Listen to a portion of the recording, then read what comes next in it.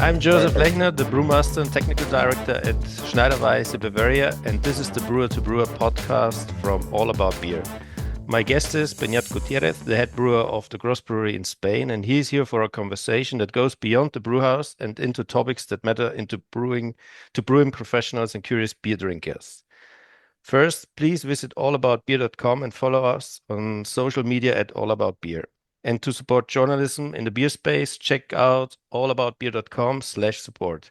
We'll get into the conversation in just a moment, but first, this message. Golden honey, sweetbread, cereal grains, slightly nutty with subtle flavors and aromas of hay. Rahr North Star Pils is a beautiful base malt for any beer style, but it shines particularly bright in classic lagers like Rev Pils from Revolution Brewing out of Chicago, Illinois. North Star Pils also plays a role in award-winning West Coast Pilsners and Imperial IPAs for Ghost Town Brewing in Oakland, California. RahrBSG has the goods. Learn more at RahrBSG.com. Today's episode is brought to you by Stomped Stickers, your wallet-friendly partner in custom printing. Whether you're a small, independent, or larger franchise, Stomped's got the low minimums, bulk savings, and free shipping to help you save without skimping on quality. Join the thousands of breweries already cashing in on Stomped's value-packed service and get 15% off of your first order with code FIRSTRUN. Okay, this is big news. Ali and Ecos, the two worldwide leaders in brewery software, have joined forces and are now better together. That's right. These two are putting the gloves down and working together to build a smarter, more affordable tool to help brewers of all sizes streamline production and run their businesses with confidence and without spreadsheets. If you're tired of clunky software, or no judging here, still using spreadsheets, it might be time to see what Ecos and Ali are building together. Learn more at saynotospreadsheets.com. That's saynotospreadsheets.com. Welcome, and I'm very pleased to have Beinat Gutierrez, the head brewer of the Ghost Brewery in Spain, as my guest today. He's a good friend of mine. We met in brewing school, and he has a long, distinguished brewing career and spent a lot of time brewing in different countries like Spain, Poland, and Germany. And I'm very happy to have him here. Welcome, Beinat. How are you doing? Hey, Joseph, hello. How are you? I'm good, and you? A long time no see. Good to hear you. Long time no see, yeah. I couldn't catch you last time you were in the city, so yeah, just waiting for your next visit. You're always traveling. That's why I chose you as my guest today, because I think that you have a really cool brewing career. You spend a lot of time also in different countries, and not only different countries, but you saw also a lot of different breweries, let's say like the modern craft beer brewery world, but we met in Bavaria in brewing school, very traditional brewing scene in Bavaria. Let's say craft beer was a thing 10 years ago, maybe, or 15 years ago, but it never took up in Bavaria. So you saw also this very traditional Bavarian brewing world. And let's get some information about you. How did you end up in the Basque Country, and how did you start, and how did you end up in the Basque Country in Ghost Brewery, where you're the head brewer now? Well, as you said, it's been like a lot of traveling and moving around in the last 15 years. So yeah, I'm originally from here, from the Basque Country, in a small town close to Bilbao. So yeah, I was always interested in beers when I was young. Like my family, my uncle was like one of those collectors of like beer labels and beer bottles and so on. So somehow, yeah, this kind of like, I saw beer labels and special beer bottles around me since I was a kid. And yeah, once I finished my studies here in high school, I was a bit lost. I didn't know what I wanted to study, what I wanted to do with my life. But I think it's pretty normal for a lot of people, until I actually realized that, hey, I like this, I like beer, I'm interested in what's behind not just drinking the beer, what I think out of like young people is interested or was interested in, but also how to brew it. So I was like looking at different options of where I could study that, and somehow the one that made more sense, it didn't make a lot of sense at all, but the one that made more sense was just to learn German and move to Germany. So that was the first step. So well, actually a long step because yeah, as I told you, I didn't speak any German back then, so I had to study German for some years to have a minimum level. But you know that my level was not that high, but at least it was enough to defend myself. Apparently enough for brewing school.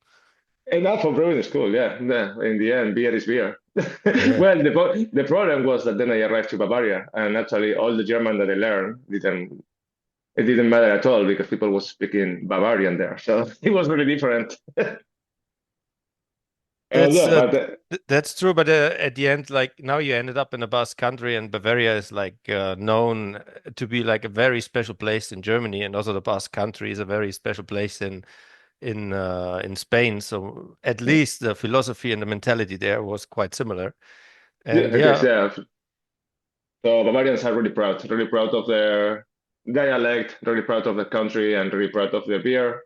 And I think like Basque people is a bit similar too. and But back, yeah, yeah, sorry, tell no, me. no, So I go was ahead. saying that that my German was not that good, but it was I was really happy when I went to the classroom first day, and suddenly I was telling my story about like I'm not German. Actually, I think I was the only non-German person in the classroom.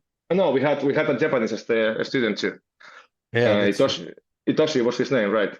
Yeah. But yeah, I was really happy when I walked in and you told me that you were Basque too, that you were half Spanish, so that you could help me with the language. So yeah, I having Joseph in my classroom was a big help, to be honest. Yeah, perfect. But it, as I said, I mean, your German was enough to get to brewing school. You were working with the Kamber Bavaria, a Yeah, very special brewery in back then. I think one of the first craft beer breweries that really, yeah, started to brew the IPA stuff and also sour beers and yeah, and did something else. They this is an equipment manufacturer, a Braukon, that is also having this brewery attached, Kamber Bavaria, to show also the clients what kind of beers they can brew on their equipment. And I think it was very interesting also for me because I was used to the Bavarian brewing culture, and through you I really learned that there is something more, and I think that's really interesting.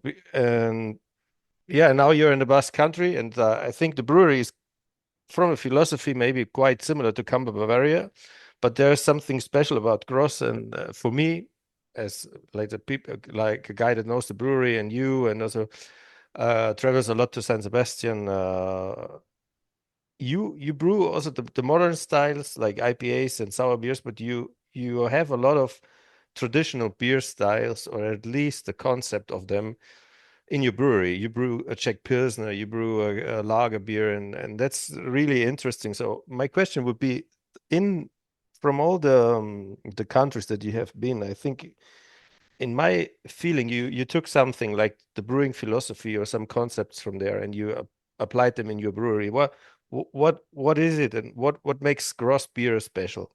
And well, this in I a think few like words. it can be something like that you said, no? In the end, like it's been like around I don't know 15 years brewing in different countries, and you kind of take like something from everywhere you were or you are traveling. So you kind of meet like a lot of different people too. So I would like to think that that across we have this balance between like brewing more modern beer styles, but also a lot of like classic beer styles, as you said. So I kind of love like brewing and drinking like lager beers. So that's something I took from Germany, and I still like. I always like to say that our lagers are brewed the almost the same style as we will brew them in Germany back then. Also in Poland, I was like brewing at the Stumos in the city of Breslau, Hmm. what is a really interesting city because it's been part of Poland, Czech Republic, and Germany. So the beer culture there was like also had a bit of a mix between like Czech styles and German styles. So for sure, like every time we brew like Czech style lagers, we take inspiration from there. So yeah, I think it's over the years you kind of like take something from everywhere and you just apply it in your brewery.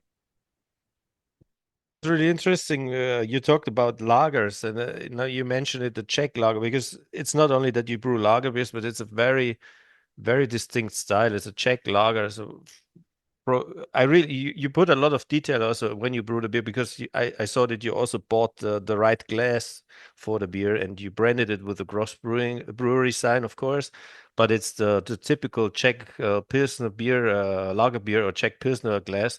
And that makes, for me, that makes such a difference if you put it in a normal, let's say, pint glass, or you put it in a real Czech traditional glass. So, talking about this Czech lagers, what makes a perfect Czech lager for you? Now that we're talking about it. Yeah, that's complicated, because for me, and I don't want to offend anyone with this, like the main difference between like Bavarian beer culture and Czech beer culture is like, especially when we are talking about Munich area, because Franconia will be something different. Like when you're talking about like Bavarian, like Munich area beer culture, you can expect always like really consistency, like you can expect like Agustin and Helles, for example, to be always really similar, always the same, every batch, so to be really consistent. And then like the Czech lagers normally, or at least is what I found in the many trips I was like doing in Czech Republic. It's like it's a bit more rustic, if that's the word, a bit more ups and downs.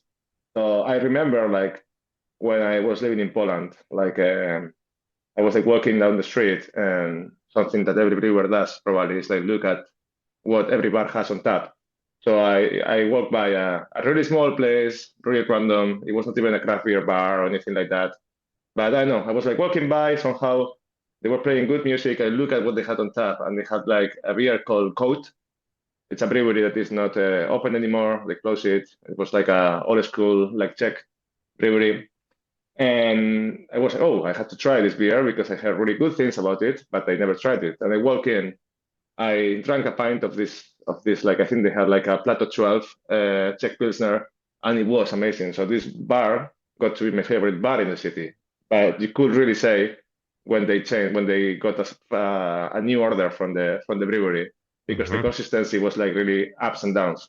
So one batch could be amazing, and then like 1 week later, the next batch or the next order was like not that good, So I think like this is the best, like the main difference for me between like German lagers and Czech lagers.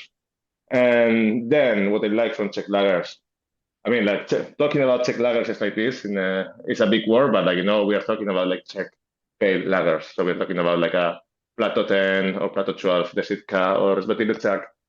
I love this kind of like hoppiness they have like in their lagers, like normally full sass, and like they are a bit more hoppy than German lagers, and I kind of like love that. Like it's really hoppy, but in an elegant way. We are not talking about like IPA levels, but definitely more hoppy than German lagers. Yeah, I know that you love hops. That's why you worked for Camber Bavaria, and you started to brew IPAs and stuff. And I saw that you're working also with Basque, or I'm not sure if they are Basque, the hop farmers, but I think at least they are local, or they are from the region. They are quite new.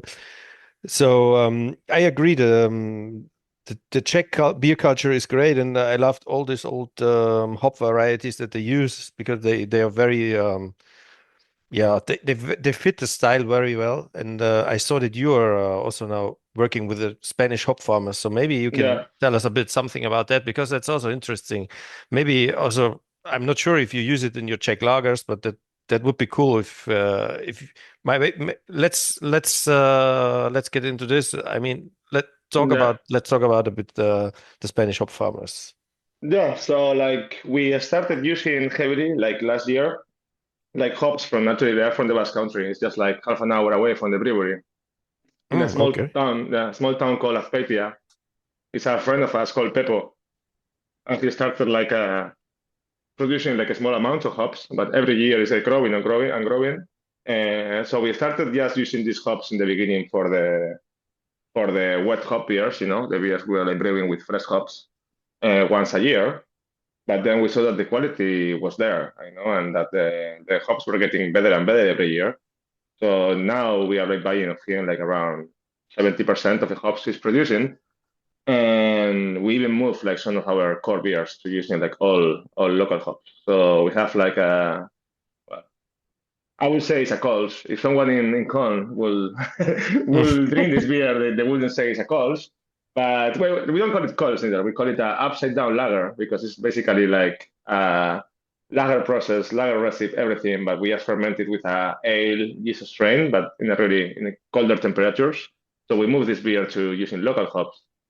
And not only with the hops, like it was always in my mind to brew like an ingredient beer with like 100% like Basque ingredients, like local ingredients. And we had the part of the hops cover with Pepo, and we're really happy with these hops. So I wanted to use like local malt, and the problem was that the only maltery we had in the Basque Country was like a big maltery, like a malt that the big guys like Maus San Miguel Group and et cetera, use. So like they were local, but the quality was not there, and obviously whatever we use, not only being local, it's a thing, but it has to be local and good. So we found a young guy that just opened a really, really small maltery in the French Basque Country. And, it's like 45 minutes away from the brewery. Like the Basque Country has a part that is going in the French Pyrenees. So we went visit him and I was like, hey, I want to use your malt for making like our first like 100% Basque ingredients beer. And so we brew it like a land beer, like land beer for those who don't know. Like I don't know, would you say it's a style in Germany, land beer, or it's more like a I, label but some I, marketing? yeah, I think it's more. I had a very great discussion with Urs from Boston Beer Company, and he Yeah, said that land beer is a boring beer style. But I don't agree because our Helles was first marketed as land beer, and yeah. it's more than it's more than a beer style. It's really a marketing concept. But if I would have to describe it, I would say it's like a more characterful Helles, like a lager beer, but with more That's it. hops Yeah, and more, maybe also a bit darker. I mean, this you have more variety or more parameters to play around with. It's a beer that has a distinguished character, and I like it because yeah. I Me too. like Yeah, to like that you feel the raw material that's in there. that's it. I think like the main thing for a land beer is like using like local ingredients. And this is like what I was like always thinking of land beer. So we brew with this beer, and it's basically like a Helles, but like with full Basque ingredients. So we call it we label it as a land beer, and it came out amazing. Like like this young guy, like from the local maltery called Garagar Berua. If someone wants to check them out and Instagram or online, and I was like, not. I had my doubts about the malt, because they are just starting and it's really small. And I was like, hey, let's see how this work out. But actually, they were all good surprises. Like we were like using a bit more of malt than we are used to because I was thinking, I don't know how the efficiency will be. I don't know if it's like probably like the plateau will be too low, but actually like the efficiency of the brew house was exactly the same as when we use like Hmm. German malt. So it was like, oh, okay, first good surprise. The sugars are there.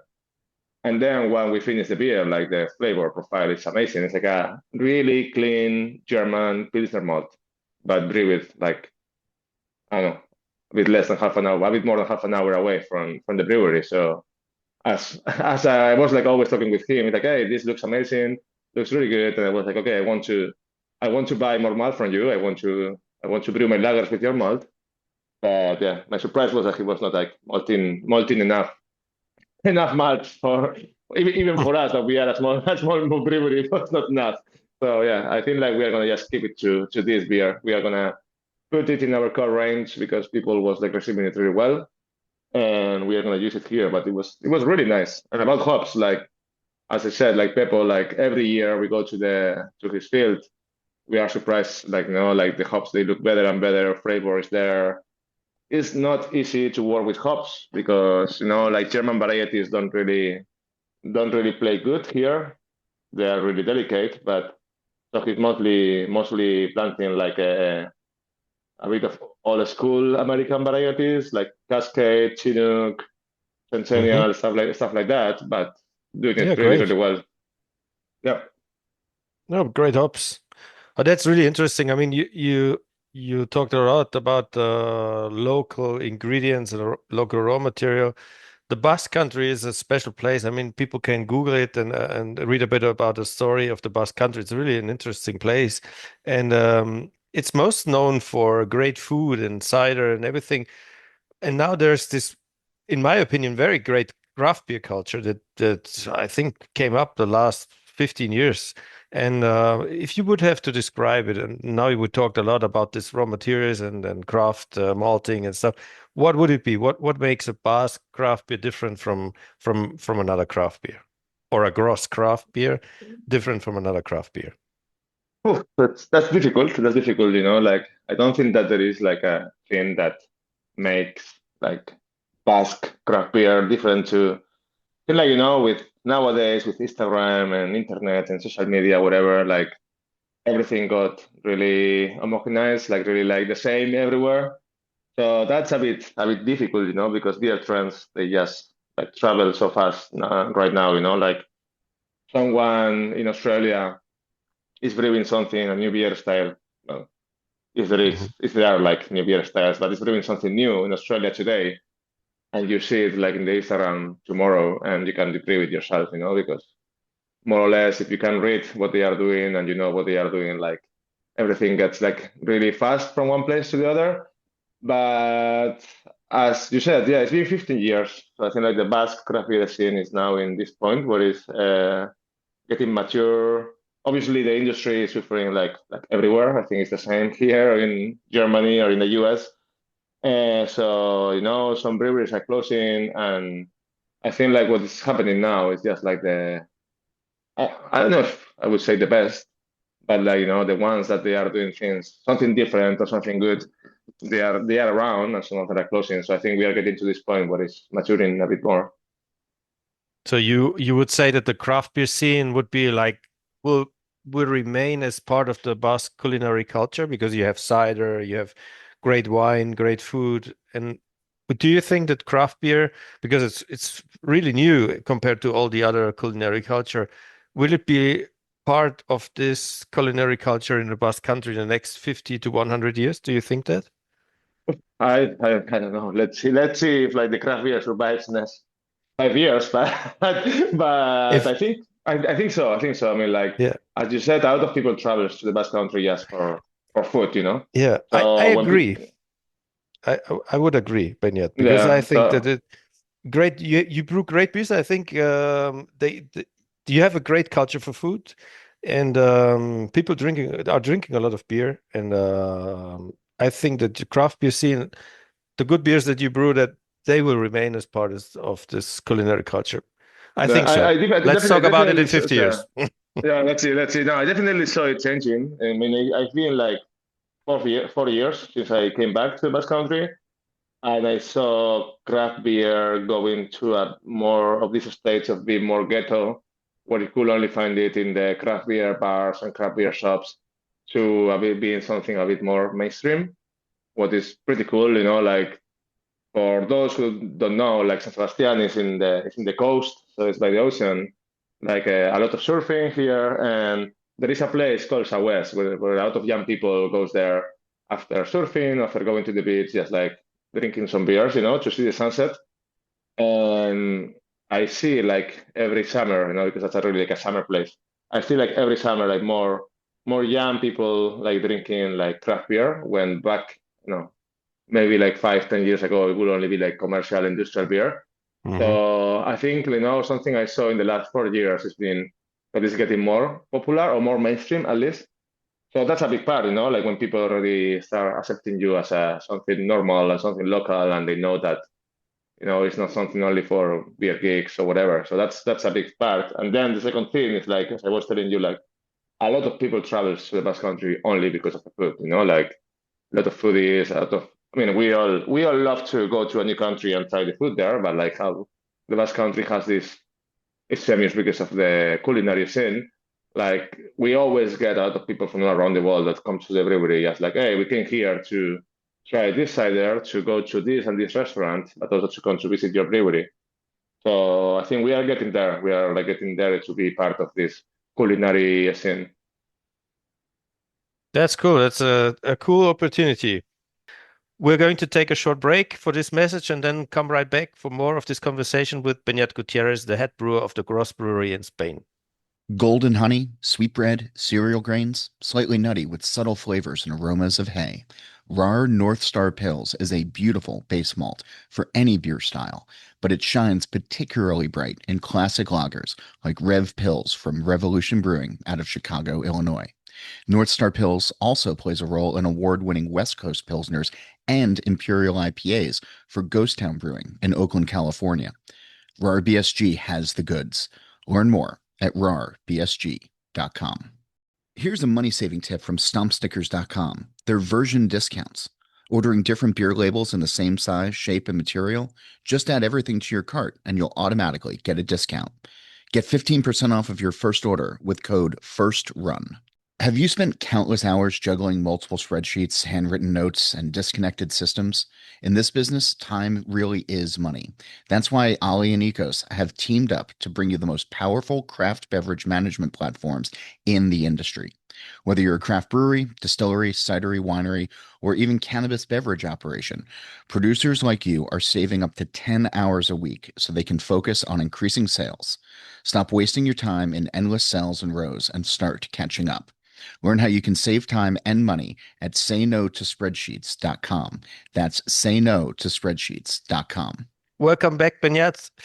You said something very interesting. It was a really interesting conversation up to now. And you said something very interesting about the beer styles. You said that people, when they in Köln, or in Cologne, if they would drink your Kölsch, they wouldn't say it's a Kölsch. And I have an opinion about that, but I wanted to ask you this question. How important is it to stick to the style, or do you think it's more interesting and more important to adapt it to where you are brewing? So how important is it really for you to stick to a certain beer style while brewing it? That's interesting, I feel like styles are guidelines. Also, you have to remember, I mean, like the first part, like you always have to sell this beer. So styles are something that make the customer know what they will drink. Like, okay, if you put like Helles in your label and the customer, or like lager or whatever, and the customer knows what a Helles is, they know, okay, that's what I'm gonna buy, that's what I'm getting back. If you put IPA or West Coast IPA, they know it's gonna be something more drier, like drier, hoppy. If you put like, I don't know, a smoothie sour, they know they're gonna get something thick, fruity, whatever. So I think it's important to stick to the styles because of this, I would say, like at least, like so the customer knows what they are buying. But then the styles, okay, they can be like a square where they tell you, okay, this beer should have this color, should have this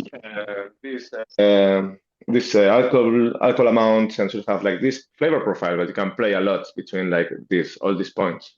What's your opinion of this? I'm interested. Yeah, I agree for the first part that if you buy a Kölsch, that at least it should go into the direction of a Kölsch. I don't want to get a Bock beer or a wheat beer or something. But I think that it's very important to adapt the beer style to a lot of things. I mean, first of all, the place where you're drinking it, because I was brewing beer in Switzerland and it was really cold. I was brewing beer in the mountains.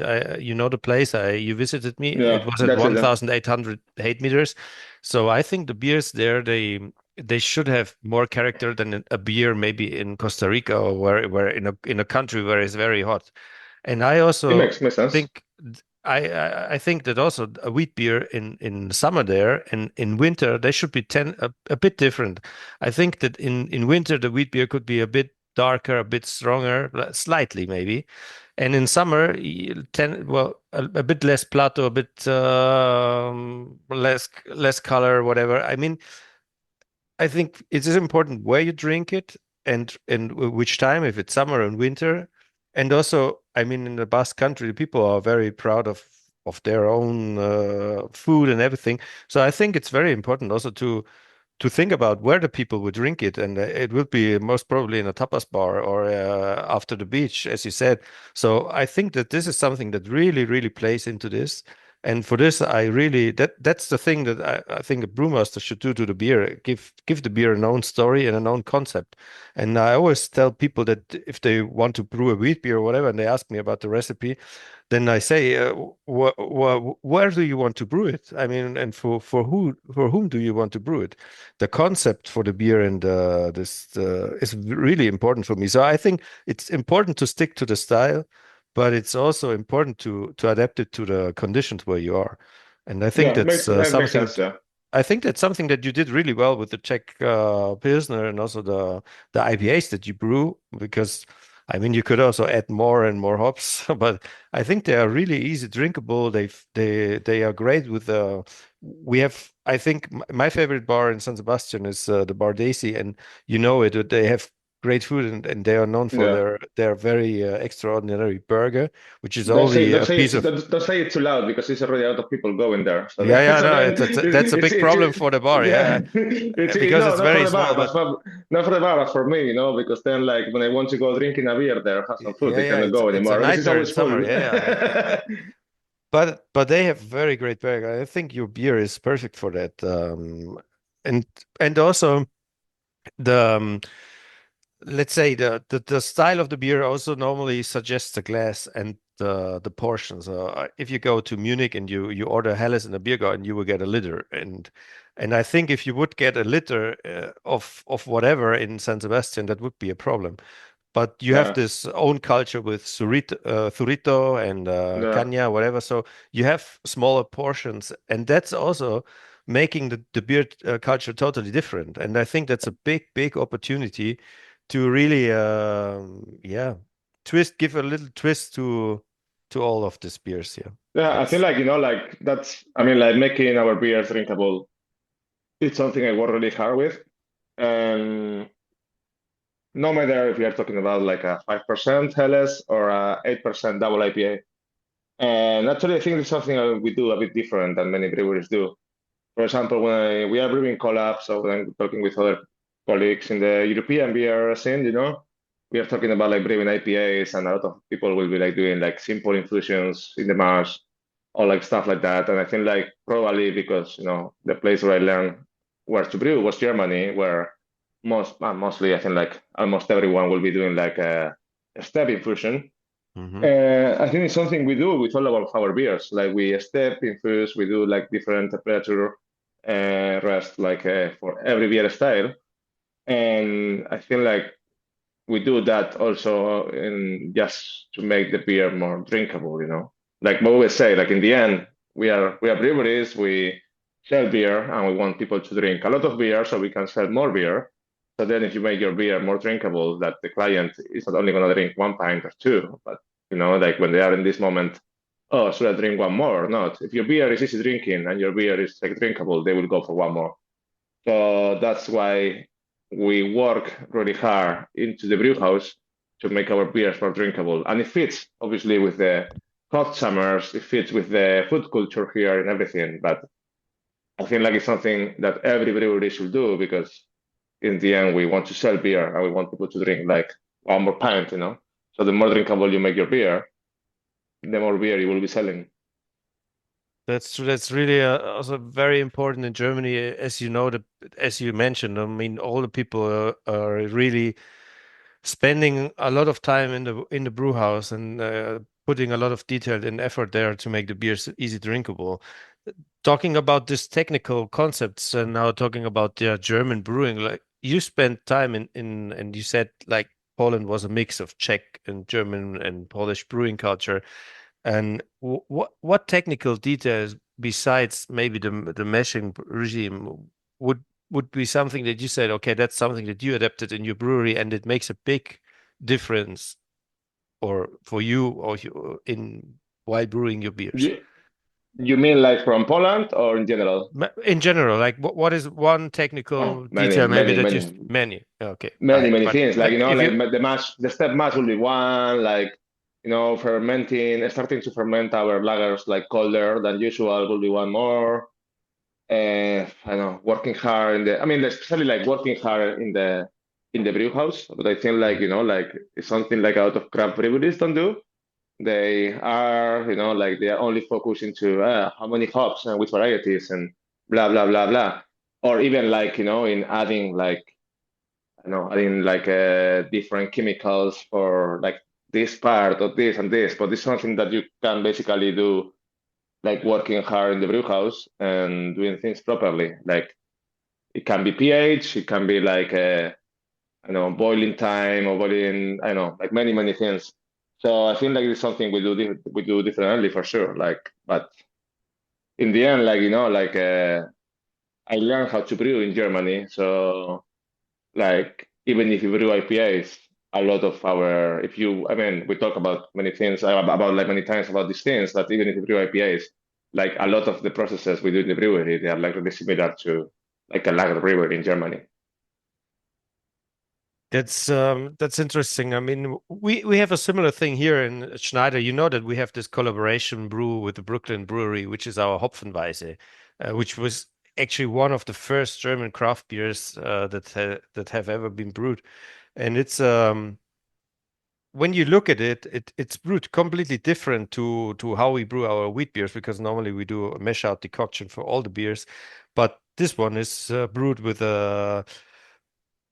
an infusion, but without a decoction. And this is really strange for wheat beers. But I think it comes from the discussion of the two breweries. And I think that Brooklyn Brewery, by then, they would have suggested like one step or single step infusion.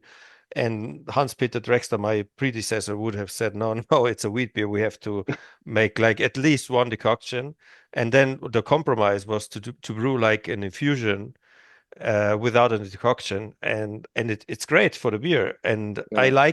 I like these discussions with breweries that when everybody puts their like brewing experience into the project and also explains a bit where they are coming from, and then the result is that maybe sometimes it's a compromise or whatever, but it's really important that you look a bit around what people are doing, because I had collaborations with breweries and then we talked like 2 hours about the meshing regime, and in the end they said they can't heat. So I mean, then you can only No, do a single step yeah, infusion. but it's like it is like this is something I don't understand. Like from many brewers, just like doing like a simple infusion in 68 degrees, for example. It's like, and when they can like do steps, it's like, hey, this is like one more tool you have to give character to your beer, Yeah, of course. you're not using it. I mean, like it's crazy how much you can take out from different steps in the brew house. Like like from protein to like if you're talking about Weizen, like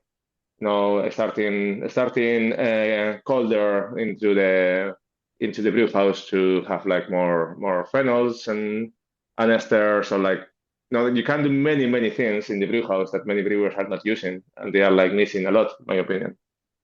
That's true. I mean, that's one key thing that you should do. Like besides adding hops and also the malts that you're choosing, is what are you doing to the malts? You know that we are using our own yeast strain, so yeast is also something for me that is really, Yeah. really important. I'm not sure about you, but is there? I heard about some guy who was isolating Basque yeast strains recently for the university in Munich. Um, do you brew with a particular Basque yeast, or would you be interested in doing it? Because I have the contact, and I could maybe get some of the yeast strains that he isolated from the Basque countries, from different places actually, also Yeah. vineyards and I know, whatever. yeah. That would be cool. I mean, like we didn't try it. I don't know if you are talking about like like wild yeast, Yeah. or like like something like that. I mean, we don't brew like many like mixed fermentation beers. Hmm. But for example, our friends from Meta, they are like brewing more mixed fermentation beers, like with local fruits and so on. Hmm. And I know they are like, and they didn't get that far to isolating like a local yeast strain, but definitely they are they have like some like local character also coming from the yeast in their beers. So that's always interesting. But Yeah, that's but something, that's like when we talk, I mean, like coming back to what we were saying about ingredients, is like, I feel like many brewers, they are like giving like thinking that raw materials are really important, and they are important, of course, but then not looking that much into the process of the beer. And for us, for example, it's like if you see our recipes or when we are brewing beers together with like some collabs and whatever, like you always see our recipes from the raw material part. They are like really, really simple. And then they are like more complex in the process. Like most of our beers, they don't have more than 2 or 3 malts, if not only one. and like just like I don't know, 2, 3, 4 different hops. But like then like when we do collabs, like I see recipes from other brewers and they want to make like I don't know, like a merchant, and they have like 6 different malts there in the malt profile, and it's like, wow, why do you want to use like so many different malts when you could, I don't know, use just like Pilsner and Munich, and then just work hard in the brew house and do an amazing merchant. I agree. I agree. I totally agree. I mean, that's the job of a brewmaster. He should know the process also, what he's doing with the raw material. I agree totally. But I think the yeast thing, talking about raw materials again now, I think that's Yeah. an interesting project for us. I will get back to you on this topic maybe the next few weeks, because I think that's really interesting. I don't know No, how they that would be taste, nice. Yeah. but they told me that some of them are very good for wheat beer brewing or whatever. I know that wheat beer is not very a top seller in Spain right now, but yeah, I mean it's basically an ale yeast that you could use also for different other beers. Like, and maybe we can do a session, whatever, a saison beer No, or whatever. So that would be nice because we will try that for sure.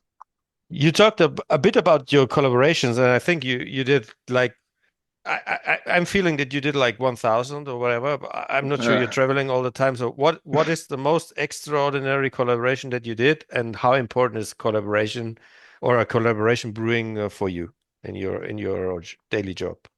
well, I know. I think they, collaborations, they kind of like change a lot also over the years. Like one thing that is important for us, I mean, not always is possible, but we try to do it. Like, when we do collaborations, we don't like just to exchange some emails and just do it. So we would like to be present, or we like to the other part of the collaboration to be present with us. Not always is like we cannot always do it like that, but like that's what we try at least. And like COVID times changed a lot that when like it was all these online collaborations. But then it's just a part for learning from each other, seeing what people does. I like to be present in collaborations because then you can also see like other breweries working, and not only talk about the recipe, but you can learn a lot from like just also for on anything. I know I saw things, ideas in different breweries, like I would never think about them myself. And then, oh, okay, if you connect this and this like that, we could use it. Or, oh, they are adding fruit to beers in that way. And then I implement it in my brewery. Or I don't know, when people comes to us, I'd like to think also we they get ideas from us, like, hey, like this repeating, or like, when was the last collab? Actually, I was talking with someone last day. I was like last week. I was in Sevilla, with doing a collab with Rio Azul. Rio Azul is like a small brewery there in Sevilla, and I was explaining them our way to repeat yeast, to harvest and repeat yeast, and they were like, "Wow, we never thought about this, we never thought about how that you can like harvest and repeat yeast like this in a really rudimentary or like different way." So this is something that came up from the collaboration, and basically you can save a lot of money in repeating yeast or harvesting yeast, and not just using fresh yeast every time. So I think that this is the most important part of collaborations, just like learning from each other, see each other breweries in a work day, because it's not the same going to a brewery on a work day, a Tuesday, or like just going on a Saturday when the brewery is closed. And okay, you see the equipment, you see the tanks, you see the brew house, the canning line, whatever, but it's not working. So you don't see it like, oh, like they do this in this way or they do this in that way. And so that's the important thing, just learning from each other. I agree. I mean, that's for me the most important thing about the collabs is to learn something. I always tell people if I do a collaboration, I want to learn something, and I hope that you are learning something from us. My marketing department and sales department, they think it's totally different. Of course, it's a marketing tool. It's cool to do it, and I think it's very important. I don't agree about the sales department because they want to sell beer via collaboration, and every brewery wants to sell their own beer. I mean, that's the business model, so I don't Yeah. agree. But I totally agree about the technical part. It's very interesting to see and talk about the things that they are doing, and sometimes they don't know why they are doing it, but you Yeah. learn so many things because you taste the beers and then you see what they're doing, and then you understand, okay, where are those flavors coming from, or where everything. I mean, the collaborations we learned a lot about hops because we are wheat beer brewery. The most important thing for us is yeast.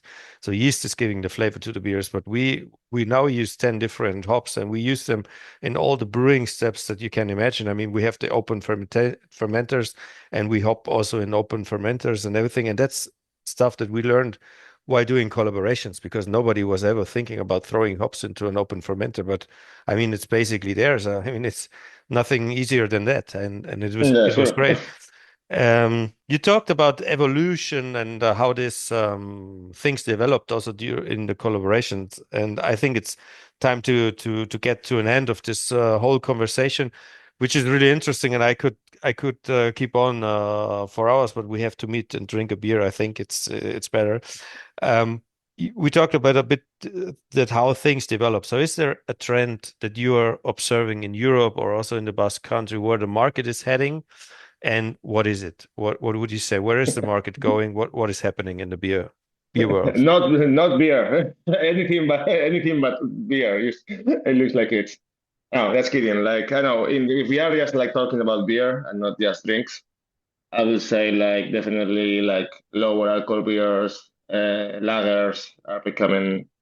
No, I think we went full cycle already, and like lagers are like becoming really popular around here, for sure. And then if we are talking about the big spectrum of drinks, I think like alcohol-free stuff. And I'm not talking about only about beers, but like like functional drinks, like with nootropics, stuff like that, energy drinks. Like I think like we have a generation coming that they are not really big drinkers, or at least not as big as we or people before us was. So I think like this is gonna be a big trend and a trend that we are looking at for sure. Like I mean, we are a small brewery, so this we don't have the space to brew like release so many different products. But I think like these functional drinks are gonna be a big thing in the next years for sure. It's the same here. So I mean, it's basically the same. People are drinking less alcohol. They are Yeah, searching for an alternative, and I think that's stuff that what we have to look into. Well, Benyat, thanks a lot for having this conversation. I'm really thirsty now, so I yeah. think I'm going to have a beer now, but we should meet as soon as possible and That's it. I will see you in get a some. couple of months, no? Yeah, true. I'm going to be nearby in March, so see you there for sure. If you're not doing a collaboration or traveling Yeah, this time, hopefully I'm here this time. yeah, I will send you the dates again. Yeah, thanks, Benyat. It was really a pleasure to have you here on the show. And I know that you are having your interview within the next week. So Benyat will be back on the next episode of this show as the host, having a conversation with a brewer of his choosing. That will be on the air next week. So make sure to tune in. A reminder, visit allaboutbeer.com and follow on social media All About Beer. To support journalism in the beer space, check out allaboutbeer.com/support. I'm Josef Lechner, the brewmaster and technical director at Schneider Weisse. Thank you for listening to the Brewer to Brewer podcast. This episode was proudly brought to you by Ali and Ecos. Better together, our craft beverage software has saved hundreds of producers time and money. Dump the spreadsheets and make the switch in 2026. Discover what it feels like to run your beverage business with less broken formulas and more peace of mind. Visit saynotospreadsheets.com. That's saynotospreadsheets.com to start your better brewery journey today. Stompstickers.com is brewed for budget-conscious brewers. From automatic version discounts to loyalty program that earns you points across all of their product lines, Every order works harder for your bottom line. Want even more ways to save? Sign up for their emails and get regular coupon codes delivered straight to your inbox. Try stompstickers.com today and save 15% with code FIRSTRUN. Golden honey, sweetbread, cereal grains, slightly nutty with subtle flavors and aromas of hay. Rahr North Star Pils is a beautiful base malt for any beer style, but it shines particularly bright in classic lagers like Rev Pils from Revolution Brewing out of Chicago, Illinois. North Star Pils also plays a role in award-winning West Coast Pilsners and Imperial IPAs for Ghost Town Brewing in Oakland, California. RahrBSG has the goods. Learn more at RahrBSG.com.